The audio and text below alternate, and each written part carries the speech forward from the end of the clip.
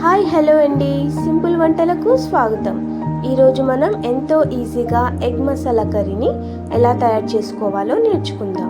ముందుగా నేను ఒక 4 గుడ్లను తీసుకొని ఉడికించి పక్కన పెట్టుకున్నానండి. అలాగే పెద్ద సైజు ఉల్లిపాయలు 2, అల్లం వెల్లుల్లి ఈ విధంగా కట్ చేసి పెట్టుకోవాలండి. కట్ చేసుకున్న ముక్కలను మిక్సీ జార్లో వేసుకుందాం. మెత్తగా పేస్ట్ చేసుకొని పక్కన పెట్టుకుందాం. అలాగే 3 టమాటాలను కూడా తీసుకొని మెత్తగా పేస్ట్ చేసి పక్కన పెట్టుకుందామండి.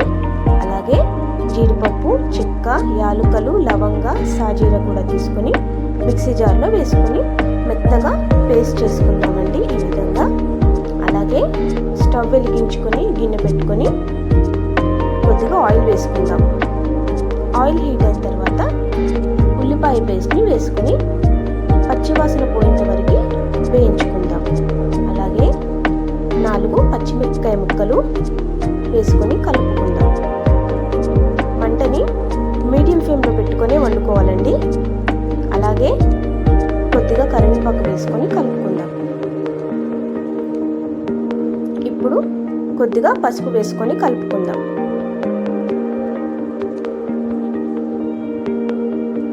ఉల్లిపాయ పేస్ట్ బాగా వేగిందండి.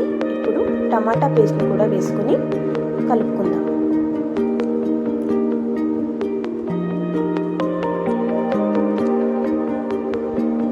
టమాటా పేస్ట్ బాగా మగ్గిన తర్వాత కొద్దిగా సాల్ట్ వేసుకుందాం.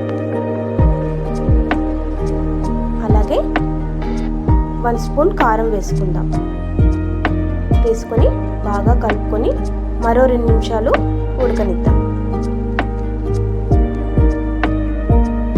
ఇప్పుడు ముందుగా మిక్సీ పట్టి పెట్టుకున్న జీడిపప్పు పేస్ట్ని వేసుకొని కలుపుకుందాం. మరో 2 నుంచి 3 నిమిషాలు ఉడకనిద్దాం. ఇప్పుడు ముందుగా ఉడకబెట్టుకున్న గుడ్లను తీసుకొని ఈ విధంగా కట్ చేసి పెట్టుకున్నానండి. ఈ గుడ్లని వేసుకుందాం.